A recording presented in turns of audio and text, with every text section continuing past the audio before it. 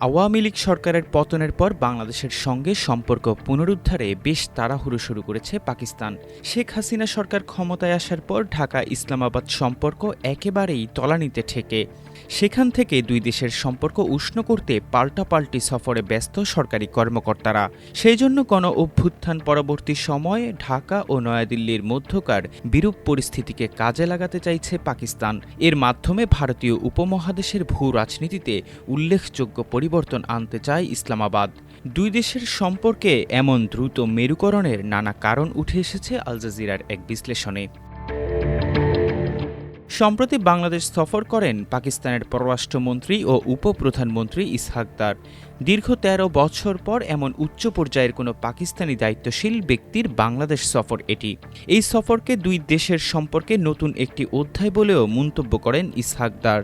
পাকিস্তানের উপপ্রধানমন্ত্রী জানান, দুই দেশের মধ্যে এমন সম্পর্ক গড়ে তুলতে হবে যেখানে করাচি থেকে চট্টগ্রাম, কোয়েটা থেকে রাজশাহী, পেশোয়ার থেকে সিলেট এবং লাহোর থেকে ঢাকা সব তরুণরা একসঙ্গে কাজ করে চ্যালেঞ্জ মোকাবেলা করবে এবং যৌথ স্বপ্ন বাস্তবায়ন করবে।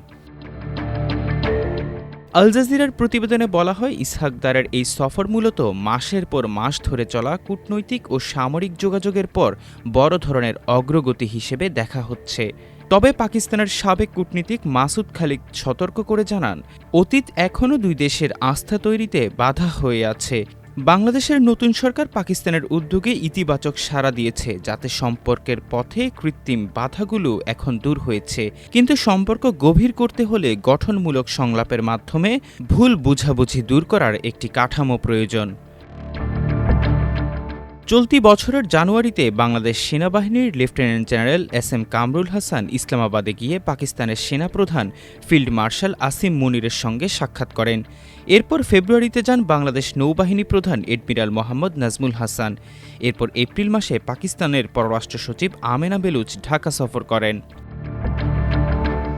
জুলাইয়ে পাকিস্তানের স্বরাষ্ট্রমন্ত্রী মোহসিন নাকভি ঢাকা সফর করেন। অবশেষে আগস্টে দারের ঢাকা সফরের সময় পাকিস্তানে যান বাংলাদেশ সেনাবাহিনীর quartermaster general lieutenant general Mohammad Faizur Rahman. সেখানে তিনি পাকিস্তানের সামরিক বাহিনীর জয়েন্ট চিফস কমিটির চেয়ারম্যান জেনারেল শাহির শামশাদ মির্জার সঙ্গে বৈঠক করেন। ঢাকা বিশ্ববিদ্যালয়ের আন্তর্জাতিক সম্পর্ক বিভাগের অধ্যাপক দিলওয়ার হোসেন মনে করেন, পাকিস্তানের এই তড়িঘড়ি মূলত কৌশলগত। তিনি বলেন, হাসিনা সরকারের আমলেও পাকিস্তান সম্পর্ক স্বাভাবিক করার চেষ্টা চালিয়েছে। এখন তারা ১৯৭৫ পরবর্তী সময়ের মতো সম্পর্ক পুনরুজ্জীবিত করার সুযোগ দেখছে। এই অধ্যাপক জানান, ১৯৭৫ সালে শেখ মুজিবুর রহমানের হত্যাকাণ্ডের পর ক্ষমতায় আসা জিয়াউর রহমান পাকিস্তানের সঙ্গে সম্পর্ক স্বাভাবিক করেছিলেন। তবে বাংলাদেশে শাসনের পট পরিবর্তন প্রায় ভারত ও পাকিস্তানের সঙ্গে সম্পর্কের টানাপোড়েন তৈরি করেছে। পাকিস্তান হয়তো বর্তমান বাংলাদেশ ভারত সম্পর্কের টানাপোড়েনকেও কাজে লাগাতে চাইছে। পাকিস্তানের সাবেক পররাষ্ট্র সচিব আইজাজ চৌধুরী মনে করেন, ভারতীয় আঞ্চলিক আধিপত্য মোকাবেলায় পাকিস্তান ও বাংলাদেশকে এক হতে হবে। অন্যদিকে Bangladesh centre for Indo Pacific অ্যাফেয়ার্সের নির্বাহী পরিচালক ও জাহাঙ্গীরনগর বিশ্ববিদ্যালয়ের আন্তর্জাতিক সম্পর্ক বিভাগের অধ্যাপক শাহাব ইনাম খান মনে করেন, পররাষ্ট্রনীতি সাধারণত অর্থনীতি নির্ভর। পাকিস্তানের সঙ্গে সম্পর্ক কেবল নিরাপত্তা বা সামরিক দৃষ্টিকোণ থেকে নয়, বরং আঞ্চলিক সহযোগিতা ও অর্থনীতির ভিত্তিতেই গড়ে উঠতে পারে। চীন বর্তমানে দক্ষিণ এশিয়ায় প্রভাব বাড়াচ্ছে।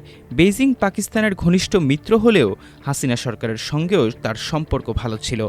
অন্তর্বর্তীকালীন সরকার আসার পরও চীন তার এই অবস্থান ধরে রেখেছে। আগস্টে বাংলাদেশ সেনাপ্রধান জেনারেল ওয়াকারুজ্জামান এক সপ্তাহের সফরে চীনে যান।